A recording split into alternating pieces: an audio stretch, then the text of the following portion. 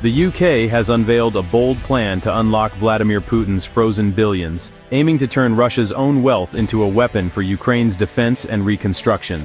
This isn't just another sanction, it's a strategic move to use Russia's central bank assets as collateral for massive loans to Ukraine. Instead of seizing the nearly $300 billion in frozen Russian assets, the plan leverages them to back loans, potentially $50 billion every 6 months. The assets remain frozen, not confiscated, serving as a guarantee for future war reparations Russia will owe Ukraine. This approach transforms passive sanctions into active pressure, linking the cost of war directly to Russia's own reserves. The longer the conflict drags on, the more of Russia's money is used to arm Ukraine, creating a powerful incentive for Moscow to negotiate. With US support for Ukraine uncertain, the UK and its European partners are stepping up, determined to ensure Ukraine's survival isn't left to shifting political winds. Prime Minister Keir Starmer has championed this legal gambit, signaling Europe's resolve to hold Russia financially accountable. The plan is a clear message: the aggressor will pay, and Ukraine's fate won't be decided by political fatigue.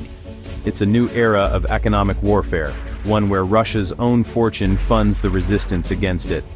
The UK's initiative could reshape the financial front of the Ukraine war, setting a precedent for how aggressors are held to account. After Russia's 2022 invasion, Western nations froze about $300 billion in Russian central bank assets. Currencies, gold, and bonds meant as Moscow's economic shield.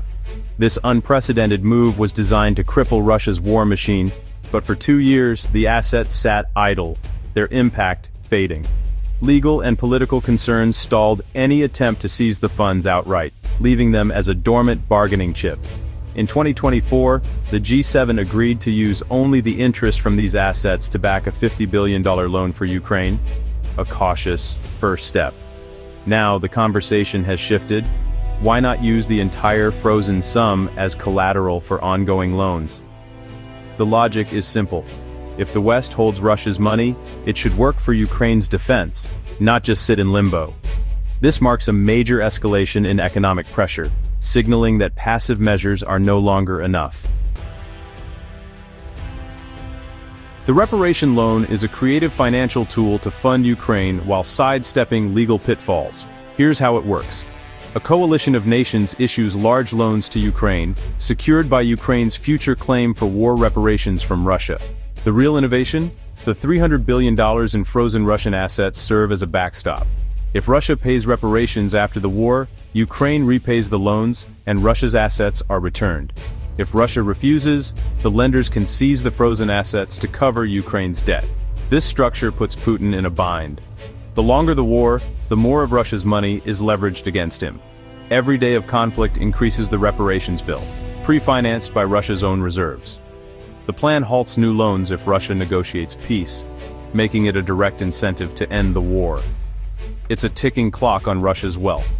Fight longer, lose more. The plan flips the financial dynamic, forcing Moscow to choose between endless war and losing its fortune. It's economic leverage at its sharpest. The West isn't just punishing Russia. They're making its own money fund Ukraine's survival. This could be the financial turning point of the conflict. The biggest challenge has always been international law, specifically sovereign immunity, which protects state assets from seizure. Outright confiscation of Russia's $300 billion was seen as too risky, potentially undermining trust in global reserve currencies. The reparation loan model avoids this by keeping the assets frozen, not seized, and using them as collateral for a future, legally recognized debt. The trigger for seizure isn't a political decision, but Russia's refusal to pay reparations as ordered by a UN-backed commission. This reframes the action. It's not arbitrary punishment, but enforcement of a legal judgment. Even cautious allies like France and Germany can support this, as it upholds international norms rather than breaking them. The plan ties the assets directly to the crime, using Russia's money to repair the damage it caused. This mirrors established legal principles. The proceeds of wrongdoing compensate the victim. The approach builds a broad international consensus, making the plan both legally and morally defensible. It's not about vengeance, It's about justice and restoration. The aggressor pays, and the world's financial system remains intact. That's the legal genius behind the UK's proposal. The plan gained momentum as US policy shifted under President Trump, who signaled a desire for a quick end to the war and sidelined European allies in peace talks. This forced Europe to act independently, realizing American support could waver or come with strings attached. Germany, once cautious, reversed course under Chancellor Friedrich Merz, now backing the use of frozen Russian funds. Eastern European nations, Poland, Estonia, Finland, the Czech Republic, have been relentless in demanding action, seeing Russia as an existential threat. Their pressure, combined with new resolve in Berlin and London, has created unstoppable momentum for the reparation loan plan. Europe is now leading, determined to secure Ukraine's future regardless of Washington's stance.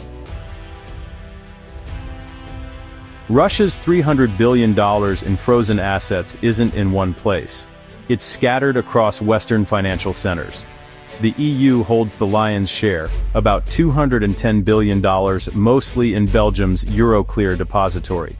Belgium's role is pivotal, as any move must protect Euroclear's reputation and legal standing. The UK holds around $34 billion, making London a key architect and promoter of the plan. The US, surprisingly, holds only about $5 billion, explaining why Europe must take the lead. This distribution means EU consensus is essential, with the UK providing leadership and the US supporting from the sidelines. The plan's success depends on coordination among these financial powerhouses. Europe is in the driver's seat, the UK navigates, and the US rides shotgun. The fate of Russia's fortune is now a European decision. The plan has split the West into two camps. The UK, Poland, Estonia, Finland, the Czech Republic, and now Germany are leading the charge, seeing the move as both moral and strategic.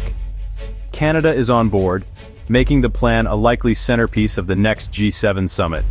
The US supports the plan but bears little direct risk, aligning with Trump's push for Europe to shoulder more responsibility. France, Italy, and the European Commission remain wary, fearing the plan could undermine trust in the euro and global finance. Their concerns center on precedent and potential retaliation, not sympathy for Russia. The plan's legal structure is designed to address these fears, but skepticism lingers. Success hinges on convincing the cautious that saving Ukraine outweighs theoretical financial risks. This isn't just about funding Ukraine, it's about changing the war's endgame. By tying Russia's frozen wealth to the cost of continued aggression, the plan makes every day of war more expensive for Moscow. The financial pipeline for Ukraine becomes self-sustaining, funded by Russia itself. The plan halts if Russia negotiates peace, turning it from punishment into incentive. Russian elites, watching their fortune arm Ukraine, may pressure Putin to seek an off-ramp. This could fracture the Kremlin and shorten the war by making it too costly to continue. The reparation loan plan is asymmetric warfare, attacking Russia's financial future to secure Ukraine's present. If successful, it will be a landmark in economic statecraft, proving that law and finance can be as powerful as military might. The UK and its allies are betting that even Putin won't pay a $300 billion price for endless war. If they're right, this could be the turning point that brings peace, and a new model for holding aggressors accountable.